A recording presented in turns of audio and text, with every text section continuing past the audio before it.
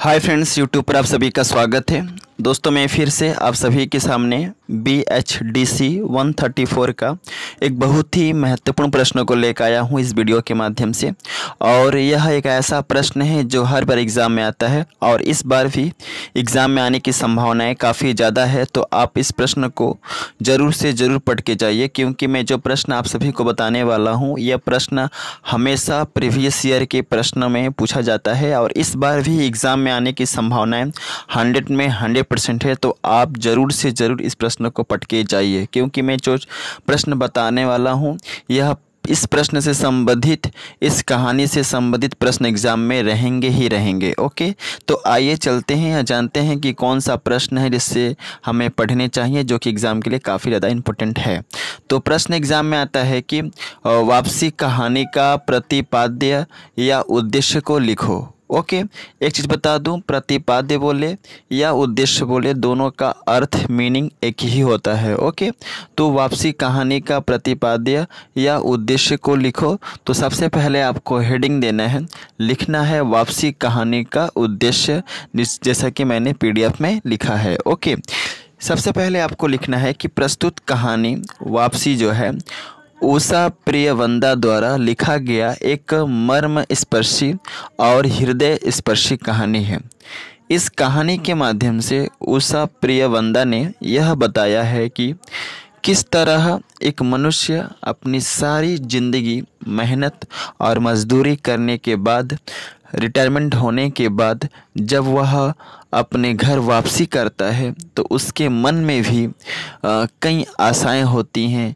जैसे कि जब कोई मनुष्य अपने कार्यकाल से रिटायरमेंट होता है तो वह यह सोचता है कि रिटायरमेंट के बाद वह अपने घर जाएगा, अपने परिवार के सभी सदस्यों के बीच रहकर खुशियां बांटेगा, उन्हें अपने घर पर स्वागत सत्कार मिलेगा, छोटों का स्नेह और बड़ों का प्यार मिलेगा। लेकिन ठीक इसके विपरीत किसी मनुष्य के जीवन में हो तो उस मनुष्य के हृदय में कितना पीड़ा और कितना दुख आता है, इस चीज़ को केवल वही मनुष्य समझ सकता है जिसके ऊपर यह गुजरती है। ठीक ऐसा ही परिस्थिति गजाधर बाबू के जीवन में आता है। एक चीज़ बता दूं, गजाधर बाबू जो हैं वापसी कहानी के सबसे प्रमुख पात्र हैं। ओके, तो ठीक ऐसा ही परिस्थिति गजाधर बाबू के जीवन में आता है। गजाधर बाबू वापसी कहानी के सबसे प्रमुख पात्र हैं, जैसा कि मैंने पहले बताया, जो एक छोटे से रेलवे के पद पर 35 सालों से कार्यरत थे। कितने सालों से काम करते थे? 35 सालों से कार्यरत थे, वहाँ पर काम करते थे। लेकिन 35 सालों के नौकरी करने के बाद गजाधर बाबू अपने घर वापस जाने के सोचते हैं। ओके, वह मन ही मन सोचते हैं कि अब मैंने अपना 35 वर्ष अपनी पत्नी, बेटे से दूर रहकर बिताया है। अब मैं अपना बाकी का जीवन अपने घर जाकर अपनी पत्नी, अपने बेटे, अपने बहू, अपने बेटी के साथ बिताऊंगा और सभी को ढेर सारा स्नेह प्रेम करेंगे। इसलिए गजाधर बाबू ने अपनी सारी चीज़ों को बांध लिया है और घर जाने के लिए तैयार हैं।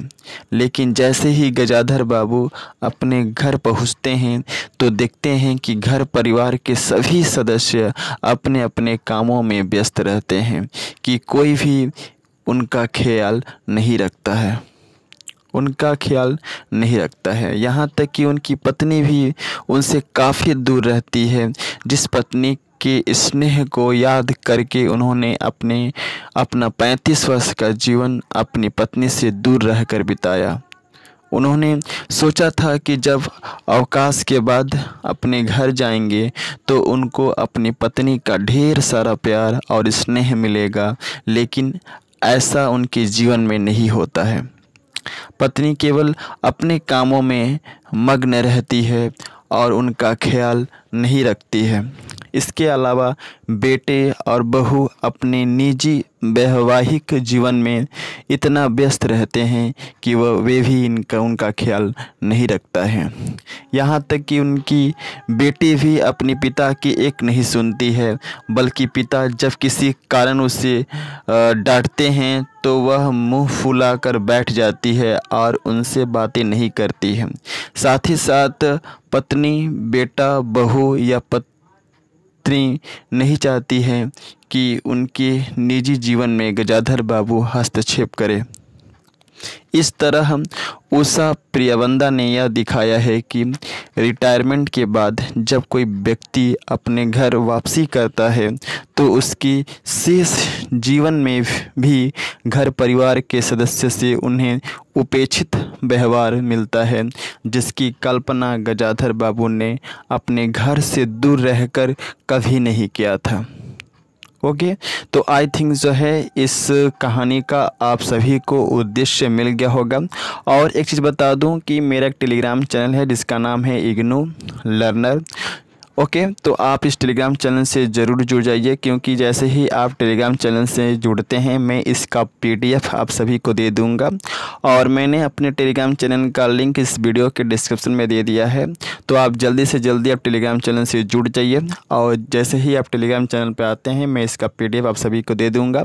और इसके रिगार्डिंग और भी सारे वीडियो चैनल पर अपलोडेड हैं, और भी सारे न्यू वीडियो जो हैं आएँगे, तो आप ज़रूर जल्दी से जल्दी जो है चैनल को सब्सक्राइब कर लीजिए और जितना ज़्यादा से ज़्यादा हो सके आप वीडियो को शेयर कीजिए, क्योंकि मैं हमेशा उन सभी प्रश्नों को लेकर आता हूं जिनके एग्ज़ाम में आने की संभावनाएं 100 में 99% होती है। ओके, अगर विश्वास ना हो तो आप जितने भी मैंने वीडियो अपलोड किए हैं आप वहां से रिव्यू देख सकते हैं। Okay, so best of luck for all of you for your exam and thanks for watching my video. जय हिंद, वंदे मातरम।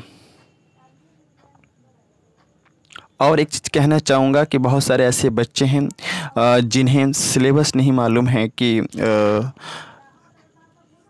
BHDC 134 में कौन कौन से चैप्टर हैं, कौन कौन से कहानियाँ हैं। ओके, तो आपको चिंता नहीं करना है। मैं एक प्रश्न पत्र अपलोड करूंगा कुछ देर बाद। ओके, तो आप उस प्रश्न पत्र के माध्यम से समझ जाएंगे कि आपके क्वेश्चन का पैटर्न क्या होता है।